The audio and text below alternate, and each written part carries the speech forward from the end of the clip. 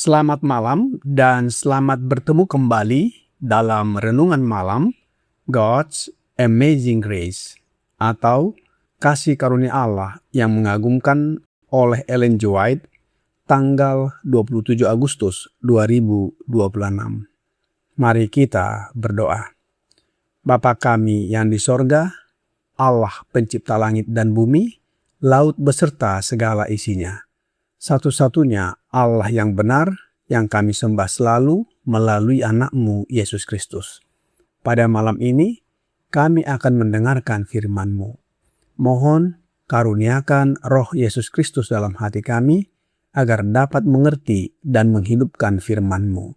Besertalah dengan kami sepanjang malam ini, ya Bapa. Kami persembahkan doa ini di dalam nama Yesus Kristus yang adalah Tuhan dan Juru Selamat kami. Amin. Renungan malam ini akan dibacakan oleh Bapak Rene Rumengan. Kepada Bapak Rene, kami persilahkan. Selamat malam bagi kita semua. Renungan malam pada hari ini, Kamis 27 Agustus 2026, berjudul Perwakilan Kristus. Ayat inti terdapat di dalam Yesaya 43 ayat 10. Kamu inilah saksi-saksiku, demikianlah firman Tuhan, dan hambaku yang telah kupilih. Kehidupan yang dijalani Kristus di dunia ini dapat dijalani juga oleh pria dan wanita melalui kuasanya dan di bawah tuntunannya.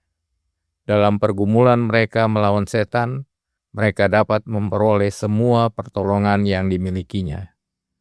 Kehidupan orang-orang yang mengaku sebagai orang Kristen, tetapi tidak menjalani kehidupan Kristus, merupakan suatu ejekan terhadap agama.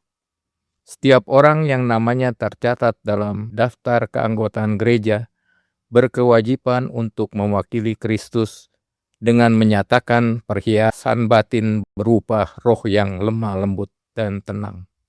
Mereka harus menjadi saksi-saksinya, memberitahukan keuntungan yang diperoleh ketika berjalan dan bekerja sebagaimana Kristus telah memberikan teladan kepada mereka. Kebenaran untuk zaman ini harus tampak dalam kuasanya melalui kehidupan orang-orang yang mempercayainya. Dan kebenaran itu harus disampaikan kepada dunia. Orang-orang percaya harus mencerminkan kuasanya untuk menguduskan dan memuliakan dalam kehidupan mereka. Mereka harus menyatakan kuasa kasih karunia yang diperoleh manusia melalui kematian Kristus. Mereka harus menjadi orang-orang beriman, orang-orang yang berani, orang-orang yang menyerahkan diri sepenuhnya, yang tanpa keraguan mempercayai Allah dan janji-janjinya. Tidak boleh ada kepura-puraan dalam kehidupan orang-orang yang telah dipanggil untuk menyampaikan pekabaran yang begitu kudus dan hikmat seperti yang telah dipercayakan kepada kita. Dunia sedang memperhatikan umat Advent hari ke-7, karena dunia mengetahui sedikit banyak tentang pengakuan iman mereka dan standar kehidupan mereka yang tinggi.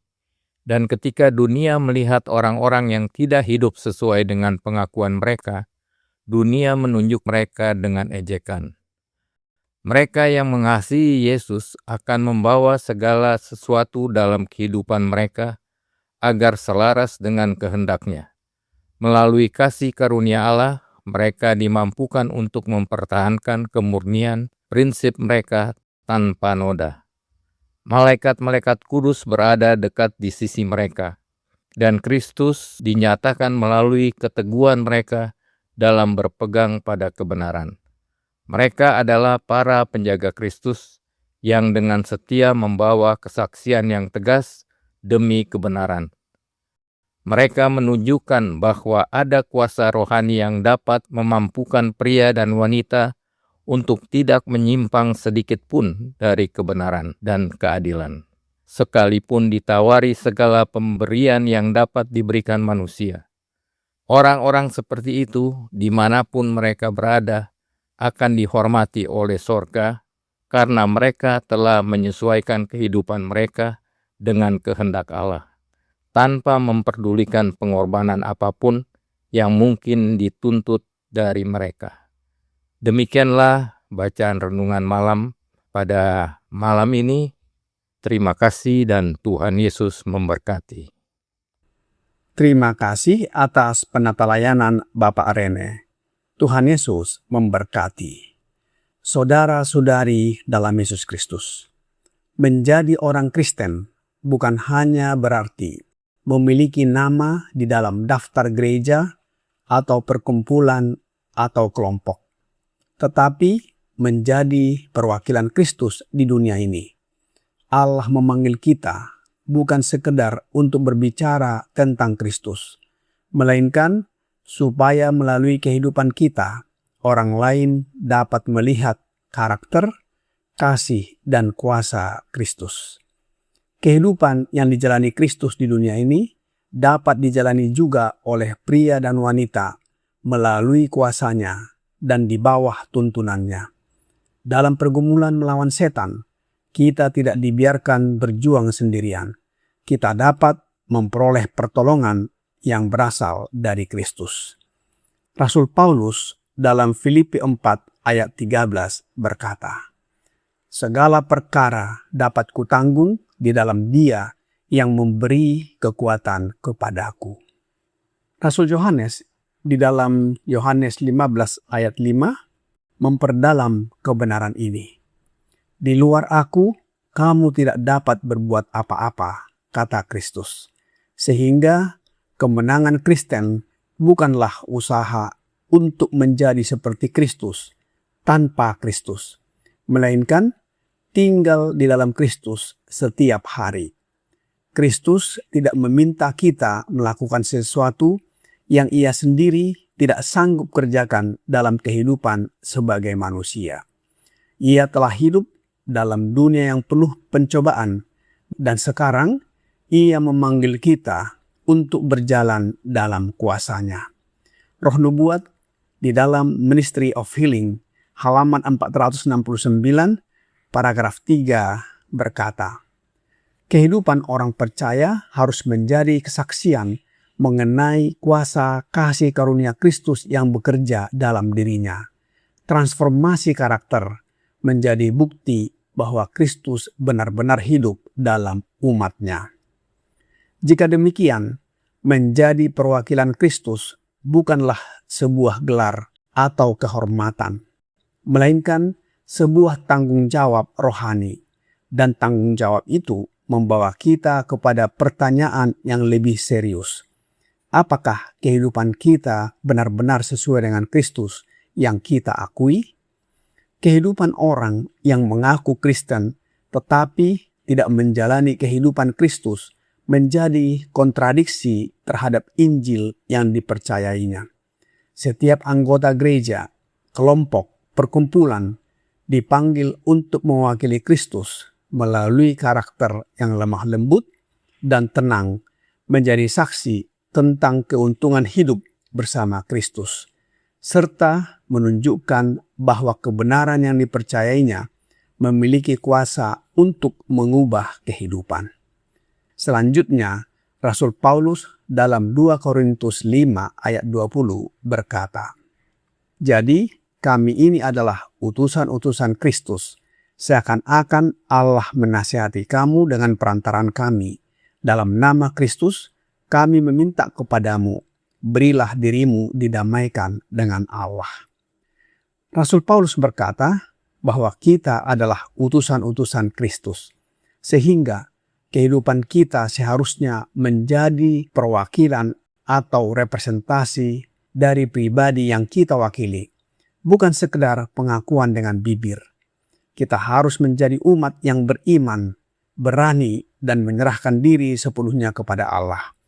Karena dunia perlu melihat bahwa kasih karunia Kristus bukan hanya doktrin yang kita ajarkan, tetapi kuasa yang mengubah kita. Renungan malam ini di dalam halaman 247, paragraf 4 berkata, "Tidak boleh ada kepura-puraan dalam kehidupan orang-orang yang telah dipanggil untuk menyampaikan pekabaran yang begitu kudus dan hikmat seperti yang telah dipercayakan kepada kita.